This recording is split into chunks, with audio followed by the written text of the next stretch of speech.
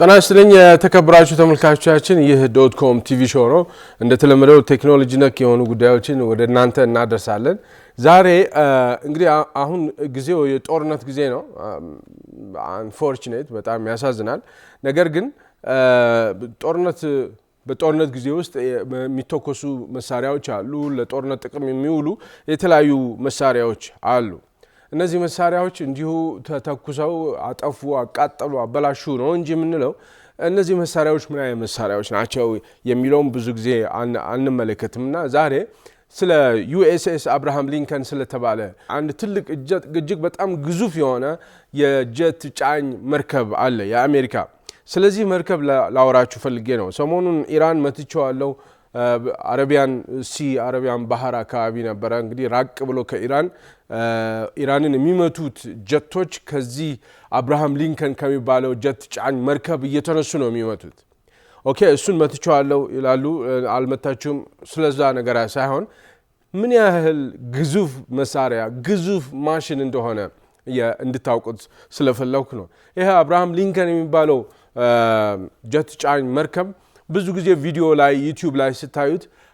ብዙ በደንብ አይታይም ሪል በጣም ማግኒፊሰንት የሆነ በጣም ማሲቭ በጣም ግዙፍ መሆኑን አይታይም ቪዲዮ ላይ አይታይም ነገር ግን እጅግ በጣም የሚያስደንቅ ትልቅ ማሽን ነው ስለዚህ ማሽን ነው የማወራችሁ እንግዲህ አሜሪካ ከኒውዮርክ ሆነ አይደለም ይሄ አሜሪካ እስራኤልና ኢራን ከሚያደርጉት ጦርነት አለ and አሜሪካ ከኒውዮርክ ወይም ደግሞ ከዛው አሜሪካ ውስጥ ካለ ከተማ ካለ የሆነ ሚሊተሪ ቤዝ እየተነሳች አይደለም የምትመታው ኦኬ ቀረብ ብላ ወደ ኢራን ቀረብ ብላ ገልፍ ስቴት የሚባሉት አለ አይደለ ጂሲሲ የሚባሉት እዛ አካባቢ ቤዞች አሏቸው አሜሪካ and ከዛ እየተነሳች ነው ኦፍ ኮርስ የምታውቁት ነገር ነው ማወራው ነገር ግን ሁለተኛው አማራጭ ደግሞ በባህር ላይ የተነሱ የአሜሪካ እንትኖች ይመታሉ ከባህር ላይ የሚነሱት እንግዲህ የሰብማሪንም አለ ከዚህ በፊት ስለ ሰብማሪን ወርሺፕ አውርቻችኋለሁ ሰርጓኝ መርከቦች ማለት ነው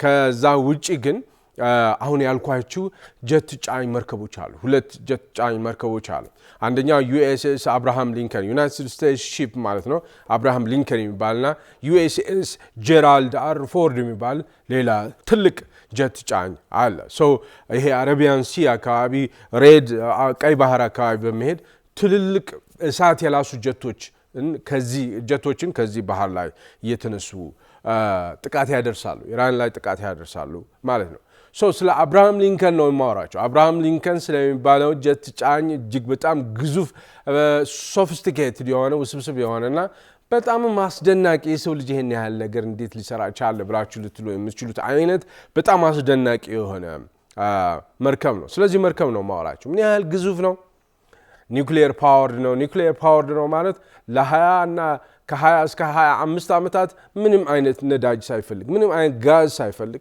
የራሱን ኃይል ራሱ እያመረተ 20-25 years ለ20 እና 25 ዓመታት በራሱ መዝለቅ የሚችል ነው 5680 ሰራተኞች አሉት 5680 ሉክ አንድ ትልቅ ሲቲ ማለት ነው ባህር ላይ የሚንሳፈፍ አንድ ትልቅ ከተማ ማለት ነው እሺ 5680 በጣም ግዙፍ ነው ማለት የራሱ ዚፕ ኮድ አለው የራሱ ዚፕ ኮድ ዚፕ ማለት ፖስታ ሳጥን ስትጽፉ ዚፕ ኮድ አለች አይደለ ዚፕ ኮድ ማለት የአንድ ሀገር መለያ እንደማለት ይመስለኛል አይደል አዲስ አበባ አንድ ዚፕ ኮድ አለው ሌላ ቦታ አንድ ዚፕ ልክ እንደዛ ይሄ መርከብ ባህር ላይ የሚንሳፈፈው መርከብ የራሱ የተለየ ዚፕ ኮድ አለ እዛ የሚኖሩት 5680 የሚሆኑ ሰራተኞች ከቤተሰብ ወዳጆቻቸው ከጓደኞቻቸው የሚጻፍላቸው ደብዳቤ ዚፕ ኮድ ለዛች መርከብ ተብሎ ዚፕ ስለዚህ እንደ ካንትሪ ይታያል ማለት ነው ምን ያህል ነው ይሄንን መርከብ ለመገንባት ምን ያህል ወጪ ወጣ ወዘተ የሚለውና አንዳንድ ቴክኖሎጂዎችን አወራችኋለሁ ስለዚህ መርከብ ነው የማወራችሁ እዚህ ቀደም እንዳልኳችሁ ጦርነት ላይ ነው ያለው ዓለም በጣም አንፎርቹኔት በጣም ሳድ ነገር ግን ጦርነት ላይ ከሆነ አይቀር ጦርነት ላይ እየተሳተፉ ያሉ አንዳንድ መሳሪያዎችን እንዲሁ የለቀምኩኝ አወራችኋለሁ ማለት ነው በዚህ አይነት መልኩ አብረን ቆያለን ባህሩ አባስ ነኝ ተመልሰን እንገናኛለን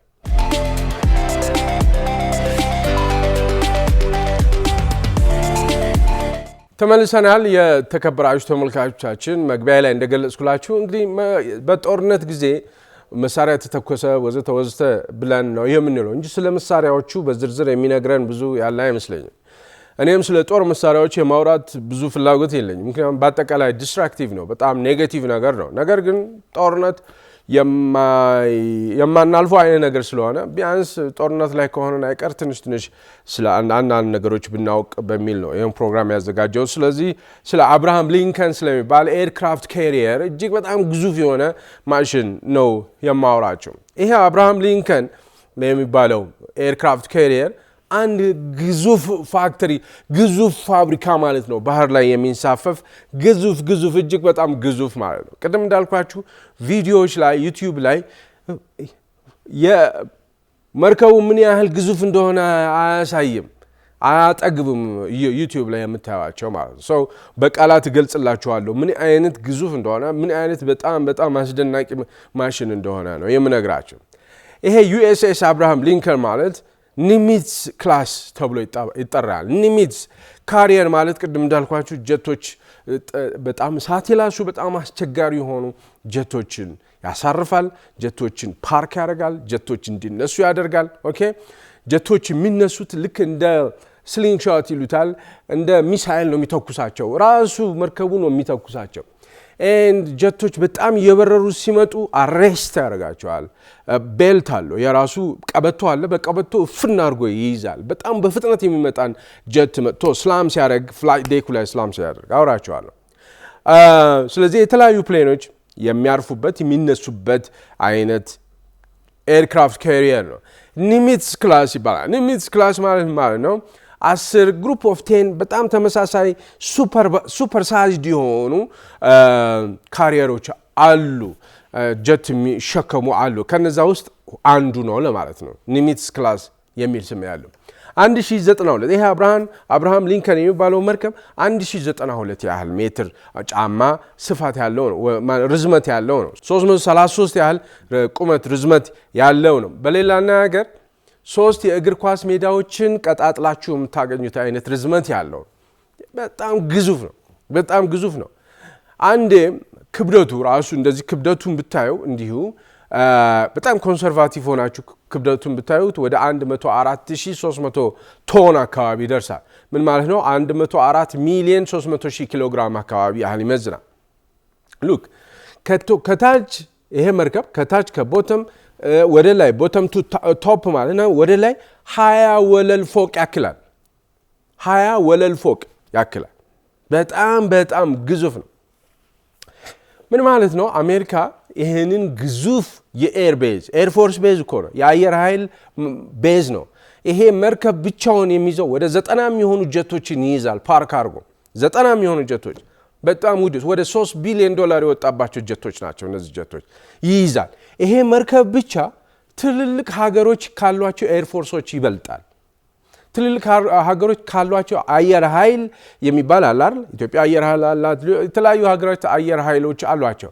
ይሄ መርከብ ብቻ የሚይዘው ኤርፎርስ ማለት ነው የአየር ኃይል አብዛኛው ሀገር ከሙሉ ኤርፎርሱ ይበልጣል። መርከቡ ብቻ የያዘው ማለት አሁን በ2026 አረቢያን ሲ የሚባለው አካባቢ ራቅ ብሎ ኢራንን እየመታ ያለ ማለት ነው። ራሱ ሳይሆን የሚመታው ከእሱ ላይ እየተነሱ የሚመቱ ጀቶች አሉ። ቅድም እንዳልኳቸው ሳት ላሱ ጀቶች አሉ። ከዛ እየተነሱ ኢራንን እየመቱ ያሉት ቦምብ እያደረጉ ያሉት። ኢራንን መትቸዋለሁ ብላለች። እሱን ለእናንተ ነው የምተወው። ምን ያህል ሰዎች አሉ? ቅድም እንዳልኳቸው 5680 ሰዎች ይኖራሉ አት ታይም። አሁን እያወራን መርከቡ ላይ 5680 ሰዎች 5680 ሰው ምን ያህል ነው? በጣም ብዙ ነው። ለምሳሌ ከቀበሌ በታች ምን አለ? ቀበሌ እንኳን ከ5000 ሰው በላይ ይኖራል። አይሆን ከቀበሌ በጣም ግዙፍ ነው። በቃ እና መርከብ ነው ባህር ላይ የሚንሳፈፍ ነገር ማለት ነው። ከ5680 ሰዎች ውስጥ 3200 የሚሆኑት ሴለሮች ናቸው፣ የመርከቡ ሰራተኞች ማለት ነው፣ መርከበኞች ማለት ነው። 2480 አካባቢ የሚሆኑት ግን ፓይለቶች ናቸው። እነዛ 90 ጀቶችን የሚያበሩ በሺፍት እየተነሱ ጥቃት የሚያደርሱ ፓይለቶች እዛው አሉ ማለት ነው። ኢራን ይሄንን መርከብ መታች ማለት አሜሪካንን መታች ማለት እኮ ነው። ምክንያቱም ምንድነው ጥብኛ የሚባል ነገር አለ አይደል? በእኛ ሀገር ጥብኛ የሚባል አሜሪካ ማለት ነው መርከቡ ራሱ መርከቡ የአሜሪካ ጥብኛ ነው ፕሮቶታይፕ ማለት ትንሹ አሜሪካ ማለት ባህር ላይ የሚንሳፈፍ ኦኬ አንድ ትንሽ ከተማ እንደማለት ነው በቀን 18000 የሚሆኑ ምግቦች ይሰራሉ 18000 ለአንድ ጊዜ የሚሆን ምግብ ይሰራል እዚህ መርከብ ውስጥ 18000 ስካይላይት የሚባለው የኢትዮጵያ አየር መንገድ ኦን የሚያደርገው ይመስለኛል በቀን እስከ 100,000 የሚደርስ ምግቦችን ማዘጋጀት ይችላል በጣም ትልቅ ግዙፍ ሆቴል ነው ስካይላይት የሚባለው እጅግ በጣም ግዙፍ የዛን 20% የሚሆነው እዚህ መርከብ ውስጥ ይሰራል በየቀኑ 18000 ምን ማለት ነው 5680 ሰዎች አሉ ማለት ነው 5680 ሹካ አለ 5 ከዛም ጥፍቃባ 5680 ሳህን አለ 5680 ወንበር አለ 5680 የሚመገቡበት ህዝብ የሚመገቡበት ኩች እንትን ምግብ ቤት አለ ዳይኒንግ እንትን አለ 5680 ሰዎች የሚሆን ምግብ የሚሰራበት አሁን እንዳልኳቸው 18000 ምግቦች በቀን የሚሰራበት ኪችን አለ ካኒው ማች ምን አይነት ግዙፍ እንደሆነ ማለት እና ቅድም እንዳልኳችሁ ዚፕ ኮድ አለ ይሄ መርከብ የራሱ ዚፕ ኮድ አለ ሰዎች እዛ 5680 የሚሆኑ ሰዎች ለስራ ጉዳይ ለጦርነት እንግዲህ ለ6 ወራት ለ1 አመት እዛ ውሃ ላይ ይከርማሉ ረጅም ጊዜ ከቤተሰቦቻቸው ጋር ይለያያሉ ስለዚህ ከወዳጅ ቤተሰቦቻቸው ከጓደኞቻቸው ደብዳቤ ይጻፍላቸዋል ደብዳቤ ሲጻፍ ዩኤስኤስ አብርሃም ሊንከን ተብሎ ዚፕ ኮድ አለው እዛ ላይ ተጽፎ ነው የሚላከው ሰው በስርዓቱ እዛ ይደርሳቸዋል ማለት ነው 20 ስቶሪ 20 ወለል ህንጻ ያክላል ብያቸዋለሁ ይሄ መርከብ ዝም 20ንም ልገልጽላችሁ አልችልም 20 ወለል ላይ ምን እንደሚሰራ ያንዳንዱ ፎቅ ላይ ምን እንደሚሰራ መግለጽ አልችልም አላውቅም እኔም ነገር ግን የተወሰኑ ወለሎች ላይ የሚሰሩትን ስራዎች ልንገራችሁ የመጀመሪያው ወለል ግልጽ ነው ላይ ቴራሱ ማለት ነው ፍላይት ዴክ ነው ያለው ፍላይት ዴክ ማለት እነዚህ ጀቶች የሚነሱበት የሚያርፉበት ቦታ ማለት የተንጣለለ ነው 18211 ስኩዌር ሜትር 18211 ስኩዌር ሜትር ያህል ስፋት ያለው የተንጣለለ ማለት ጀቶች ይነሳሉ ጀቶች ያርፋሉ ጀቶች ለማጥቃት ተነስተው ሄደው እንትን ይላሉ ሲመጡ ያርፋሉ ሲያርፉም ኖርማሊ ሚሊተሪ ኤርቤዝ ላይ የጦር ጀቶች እንደሚያርፉት አይደለም የሚያርፉት ሲያርፉ ዴክ ላይ ስላም ያደርጋሉ የሚጋጫሉ ሲጋጩ ቀበቶች አሉ ሶፍት እንትኖች ካታፑልትስ የሚባሉ ቀበቶች አሉ በስቲም የሚሰሩ እነዛ ስቲም እፍን አድርጎ ይዛቸዋል ራሱ ሲነሱ ደግሞ ረጅም መንገድ ስለማይንደረደሩ ከዜሮ ተነስተው ባንድ ዝብ በጣም ብዙ ኪሎሜትሮች እንዲፈጥኑ ስሊንግሻት አለ እንደሚሳኤል ይተኩሳቸዋል ራሱ ይገፋቸዋል ልጆች እያለን ኩሽኔታ ላይ ቁጭ ብለን ከኋላ አንድ ሰው ሁለት ሰው ይገፋናል ተንደርድሮ ይገፋናል ከዛ በኋላ ይነሳል እንደዛ እንደማለት ነው ከ18211 ያክል ስኩዌር ሜትር ያህል ስፋት ያለው ስቲም ካታፑልት ሲስተም የሚባለው ስሊንግሻት ማለት ነው ይወረውራቸዋል ሲመጡ ደግሞ አሬስት ያደርጋቸዋል ፍላይት ዴኩ እንዳልኳችሁ ቪዲዮዎች አብዛኛው ዩቲዩብ ቪዲዮዎች ምን ያህል ሰፊ እንደሆነ ይሄ ፍላይት ዴኩ ምን ያህል የተንጣለለ ቦታ እንደሆነ በደንብ አይታይም ወይም ደግሞ እኔ ቪዲዮዎቹ ላይ አላረካኝም ምን ያህል ግዙፍ እንደሆነ የሚያሳዩ አይደሉም ስለዚህ ምን ያህል ግዙፍ እንደሆነ ለማሳየት ስዕል እንዲፈጥርላችሁ አእምሯችሁ ላይ ወደ 2.5 የእግር ኳስ ሜዳዎችን ያክላል ስፋቱ 2 የእግር ኳስ ሜዳዎች ጎን ለጎን አድርጋችሁ ሌላ ግማሽ የእግር ኳስ ሜዳ መጨመር ማለት ነው ወይም ደግሞ 12 መኪኖች ሳይድ ባይ ሳይድ ሌን ባይ ሌን 12 መኪኖች ሲሄዱ የሚይዙትን ቦታ ያክል ይሰፋል ወይም ደግሞ 700 መኪኖች ፓርክ አድርገው አስቡ 700 መኪኖች ፓርክ አድርገው ፓርክ ሲያደርጉ የሚይዙትን ያህል ቦታ ሰፊ ነው ማለት ነው ሰፊ ፍላይት ዴክ አለው ማለት ነው ከሱ ዝቅ ብሎ ሃንጋሮች አሉ ሃንጋር ዴክ አለ በጣም ሂውጅ የሆነ በጣም ግዙፍ የሆነ ጋራዥ አለው ይሄ ጋራዥ ምንድነው ከ75 እስከ 90 የሚሆኑ እሳት የራሱ ጀቶች በጣም ውድ የሆኑ የዚህ ዘመን የመጨረሻው የቴክኖሎጂ የሚሊተሪ ቴክኖሎጂ ውጤት የሆኑ ጀቶችን እዛ ፊክስ የሚደረጉበት ሲበላሹ እንትን የሚለው ሰርቪስ የሚደረጉበት ወዘተ የሚደረጉበት የራሱ የሆነ ጋራዥ አለ ያ ጋራዥ በጣም ትልቅ ነው ከሱ ዝቅ ብሎ ኮማንድ ሩሞች አሉ። ኮማንድ ሩም ማለት ባለሙያዎች ሴለሮቹ የመርከብ ባለሙያዎቹ ቁጭ ብለው እንግዲህ የተለያዩ ኤሌክትሮኒክሶች አሉ እና ናቪጌሽን ሲስተሞች አሉ፣ ጂፒኤስ አለ፣ ብዙ ነገሮች አሉ አይደለ? ፊልም ላይ እንደምታዩት እሱን ኦፕሬት የሚያደርጉ አሉ። ሚቲንግ ሩሞች ወዘተ ወዘተ አሉ። ኢንጂን የሞተር ሩሞች አሉ። ትልልቅ ነው ሞተሮቹ። ሊቪንግ ሩምስ ለ5680 የሚሆን ሰው ለእያንዳንዱ ሰው አልጋ አለ እዛ ውስጥ። 5680 ሰው ማለት ቆሞ አይውልም፣ ቁጭ ብሎ አያድርም፣ የሚተኛበት አለ፣ አንሶላ አለ ማለት ነው። ምግብ መመገቢያ አዳራሽ አለ፣ ጂም አለ፣ ስፖርት የሚሰሩበት ሆስፒታል አለ፣ የራሱ የቻለ ሴኪሪቲ አለ፣ ትልልቅ ስቶሬጆች አሉ፣ ኤሌቬተሮች አሉ። ይሄ ግዙፍ የሆነ ኤርቤዝ ነው። ኤርቤዝ ማለት ይቻላል። ኦኬ አሜሪካ በነዚህ ህንድ ውቅያኖስ፣ ቀይ ባህር፣ የገልፍ ኦፍ ኦማን የሚባለው አጠቃላይ ዛ ጂሲሲ አካባቢ ወዘተ እየተንሸራተተ እየተንሳፈፈ እየመጣ የፈለገበት አካባቢ ይደርሳል ማለት። ኦኬ አንድ ሀገር ከአሜሪካ ጋር ከተጣላ ደን አሜሪካ ከኒውዮርክ እየመጣች አትመታውም። ሸርተት እያለ ወደ እናንተ ይቀርብና ቀርቦ 90 የሚሆኑ ጀቶች አሉ። እዚህ ጀቶች እየተነሱ ይመቷቸዋል ማለት። በቃ ኃይለኛ ሀገር ነው አሜሪካ። በጣም ያደገ ሀገር ነው። በጣም ሀብታም ሀገር ነው። በጣም ከፍተኛ እውቀት ያለበት ሀገር ነው። አያቶቻቸው አባቶቻቸው ያቀኑት በደንብ ያቀኑት ሀገር ነው። ዛሬ አጋጣሚ ሆኖ ወደ እንትንነት ወደ ሌላ ነገር ተለወጠ እንጂ በጣም ሪች የሆነና የሰሩትም ስራ በ1984 ነው ይሄንን የገነቡት። ምን የዛሬ ስንት ዓመት 16 እና 26 30 42 ዓመት አካባቢ ማለት የዛሬ 42 ዓመት ይሄን የሚያክል ግዙፍ መርከብ ተሸክመዋል። ጉዳዩን ፋንክሽኑን አውቀው ወዘተ ቢልድ አድርገውታል። እዚህ ኤርክራፍት ካፓሲቲውን ብናይ የዩኤስኤስ አብርሃም ሊንከን የኤርክራፍት ካፓሲቲውን ብታዩ 90 ፕሌኖችን መሸከም ይችላል ብያቸዋለሁ። ጀቶችን ከ60 እስከ 75 ነው ኖርማሊ ያሉት ማለት ነው። በቃ በቂ ነው። ማንኛውንም ሀገር ለማንበርከክ ይጠቀሙበታል። ምን አይነት ጀቶች አሉ? ኤፍኤ 18 ሱፐር ሆርኔት የሚባሉ አሉ። ለተለያዩ አይነት ስራዎችን በጣም ስትሮንግ ለሆኑ ስራዎች ይጠቀሙበታል። ኤፍ 35 ሲ የሚባል ስራዎች ለድብቅ ስራዎች፣ ለስለላ ወዘተ አሉ። ሄሊኮፕተሮች አሉ። የተለያዩ እርዳታ የሚሰጡ ሄሊኮፕተሮች አሉ። ኢቱ ሃውኪስ የሚባሉ አሉ። ዋች ለማድረግ አሁንም ለስፓይ ለማድረግ ወዘተ የሚጠቀሙበት።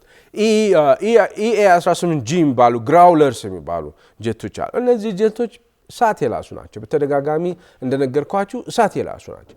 አይታዩ፣ ለራዳር አይመቹ፣ ኢንተርሴፕት ለማድረግ አይመቹ። በጣም ካልተዘጋጃችሁ በስተቀር ከነሱ እኩል ካልተዘጋጃችሁ በስተቀር እነዚህን ጀቶች ለመምታት ሲስተም ማበጀት አለባችሁ በሀገራችሁ ማለት ነው።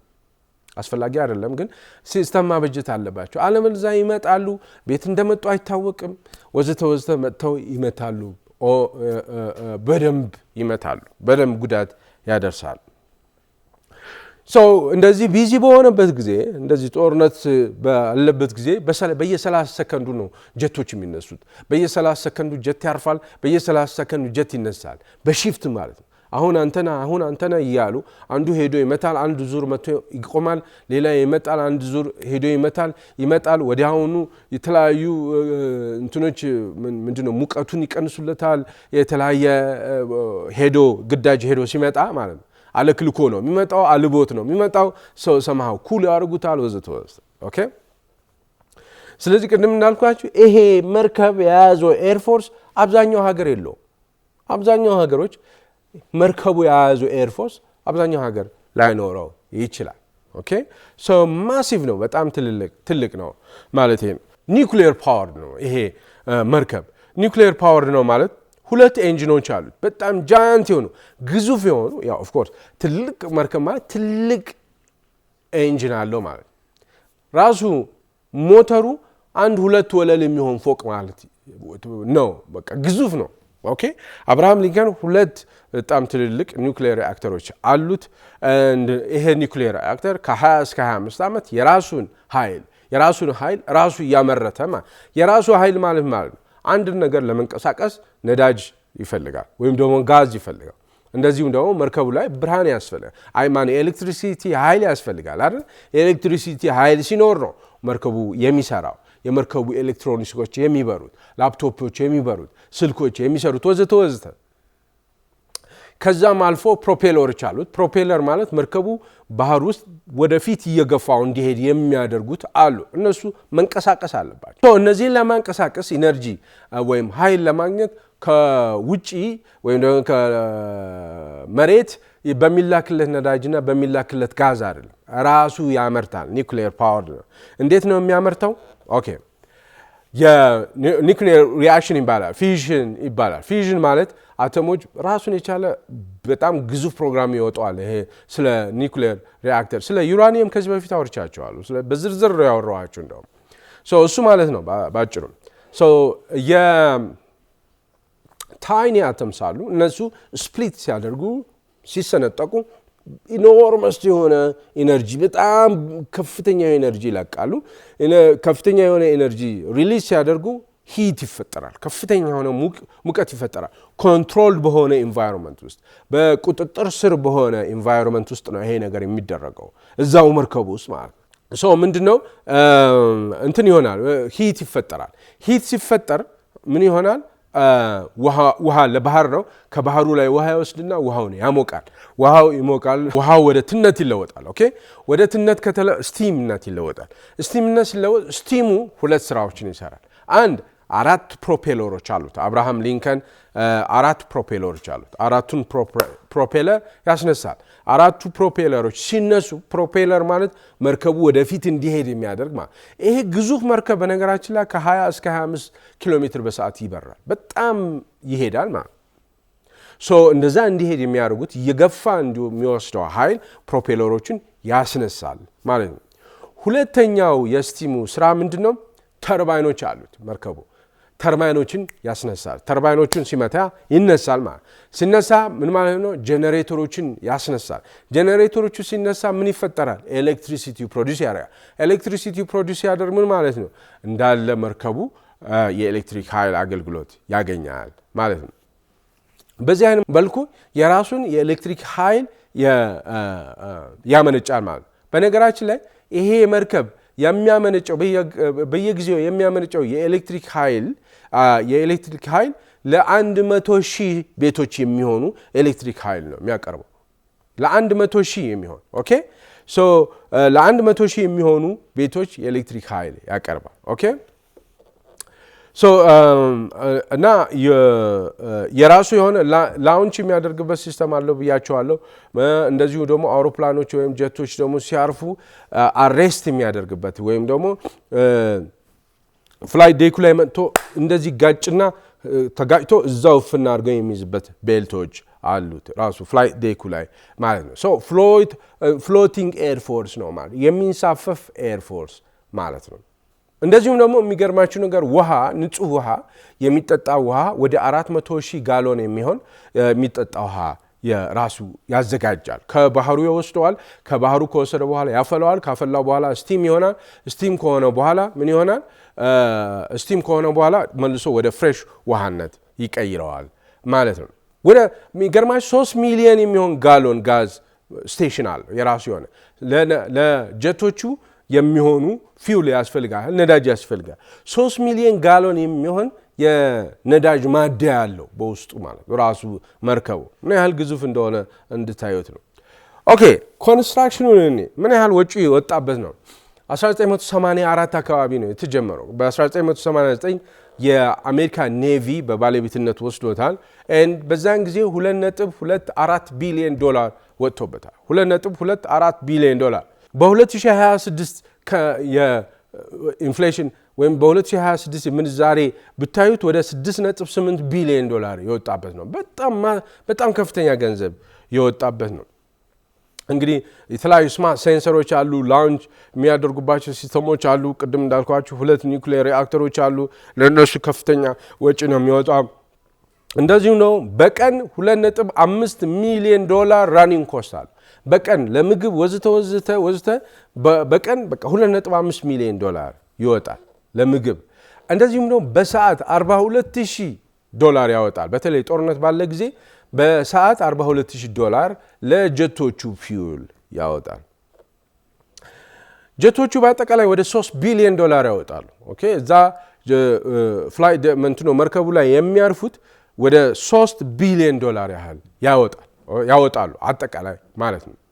ለተለያዩ ጀቶችን ሜንቴን ለማድረግ ለመጠገን ለማደስ ወዘተ ወደ $2.6 ቢሊዮን ይወጣል። ለምሳሌ በ2010 ወደ $2.6 ቢሊዮን ይወጣል። ለእድሳት ለጥገና ወዘተ በየአመቱ ተመሳሳይ ላይሆን ይችላል። ለምሳሌ 2021 ላይ ወደ $160 ሚሊዮን ያህል ወጥቶ ነበር። 2010 ግን ወደ $2.6 ቢሊዮን ወጥቷል። በ2.6 ቢሊዮን እና በ160 ሚሊዮን እንደዚሁም ነው። ጀቶቹ የተለያዩ ፊቸሮች ሊጨመሩላቸው ይችላሉ። በየጊዜው የሚሊተሪ ቴክኖሎጂ ያደገ ሲሄድ ጀቶቹን በዛኑ ያህል አፕግሬድ ይደረጋሉ። ኦኬ ወጪዎች በጣም አለበት ማለት ነው። ይህን መርከብ 1984 አካባቢ ተጀምሮ ወደ 3000 የሚሆኑ የኮንስትራክሽን ሰራተኞች ናቸው የገነቡት። ኦኬ ይህን ይመስላል። በነገራችን ላይ አብርሃም ሊንከን ማለት እንደዚህ በጣም ሶፊስቲኬትድ የሆነ ግዙፍ የሆነ ማሽን ነው። ራሱን በራሱ መከላከል ይችላል ግን አያጠቃም። መርከቡ አያጠቃም። ጀቶች ስላሉት ጀቶቹ እንዲነሱና እንዲያጠቁ ያደርጋል እንጂ ራሱ አያጠቃም። ራሱ ሚሳኤሎች አይተኩስም። ግን በቅርበት ሆናችሁ ልምታው ካላችሁ ሚሳኤል መከላከያ አለው፣ መተኮስ ይችላል። ማሽን ገን አለው። ኦኬ ማሽን ገን አለው። በቅርበት ሆናችሁ ወይም ደግሞ እነዚህ ፈጣን ቦቶች አሉ አይደለ? ኢራን ያሏት ምንድነው የሚባሉት ዲስትሮየርስ የሚባሉት ሁሉም አሜሪካም አላት ዲስትሮየርስ። ግን ኢራን እሳት የላሱ ዲስትሮየሮች አሏት። በጣም በሚሳኤል የሚተኩሱ ዲስትሮየሮች አሏት። በፍጥነት የሚመጡ ማለት ስዎርም ነው የሚሏቸው አይደል? ስዎርም ማለት ምን ማለት ነው? ኢራን የምትተኩሳቸው ሚሳኤሎች አሉ አይደል? በብዛት እጅብ አድርጋ የምትተኩሳቸው ባህርም ላይ እንደዛው እጅብ አድርጋ ታመጣ እነሱን መከላከል ይችላል በማሽን ገን ማለት ነው። እና አሜሪካ ይህንን ለዲተረንስ ትጠቀምበታለች። ዲተረንስ ማለት ምን ማለት ነው? ባጭሩ ዲተረንስ ማለት አንድ ሰው ለምሳሌ ሆቴል ይሄዳል። ሆቴል ሲሄድ ሆቴሉ በር ላይ በጣም ግዙፍ የሆኑ ጋርዶች ባውንሰርስ የሚባሉት ጋርዶችን ያያል። በግራም በቀኝም ያያል አይደለ? ሲገባ አንድ ሆቴል ይገባና ትንሽ እንደተዝናና ሞቅ ይለዋል። ሞቅ ሲለው ጠብጠብ ሊለው ይችላል። አንድ ሰው ከመሬት ተነስቶ ጠብጠብ ሲለው ቅድም ለካ በር ላይ ሲገባ እነዛ ፈርጣማ ባውንሰሮች ትዝ ይሉታል። ትዝ ስለሚሉት እዚህ ውስጥ ከምገባ ብሎ አደብ ይገዛል ማለት ነው። ልክ እንደዛ አሜሪካም ለዲተረንስ ትጠቀምበታለች። ምን ማለት ነው? አንድ ሀገር በአሜሪካ ላይ አሴር አለው ተነስቼ አሜሪካን አጠፋለሁ የሚል አቋም ያለው ሀገር ካለና ለዛ ዓላማው እየተንቀሳቀሰ ካለ አደብ እንዲገዛ። ምክንያቱም ባህር ላይ ወይ ቀይ ባህር ወይ ህንድ ውቅያኖስ ወይ የሆነ ውቅያኖስ ላይ ይሄ ግዙፍ መርከብ እየተንሸራተተ ቀርቦ አመድ ሊያደርገው እንደሚችል ማሰብ አለበት ማለት ነው። አሁን ከአሜሪካ ከእስራኤል ጋር ሆነው ከኢራን ጋር ባለው ጦርነት አብርሃም ሊንከን ከፍተኛና ትልቅ ሚና የተጫወተ ይገኛል። ይህን ይመስላል የተከበራችሁ ተመልካቾቻችን። ምናልባት እስከሚቀጥለው ሳምንት ጦርነቱ ያበቃል ብዬ ተስፋ አደርጋለሁ። ጦርነቱ ካላበቃ ግን ምናልባት ኢራን የምትተኩሳቸው ሚሳኤሎች መካከል አንዱ ስለሆነው ወይም ስለ ሲጂል ስለሚባለው ሚሳኤል ወይም ስለ ፋታህ ስለተባለው ሚሳኤል ከሁለት ስለ አንዱ አወራቸዋለሁ። አይሆፕ በሚቀጥለው ሳምንት ጦርነቱ ከቆመ ግን ስለ ሌላ ጉዳይ ፕሮዳክቲቪቲ ላይ የህይወታችንን ስታይል ከሚለውጡ ቴክኖሎጂዎች ጋር በተያያዘ አወራቸዋለሁ። የዛሬ ሳምንት እንገናኛለን። እስከዛው ድረስ መልካም ሳምንት።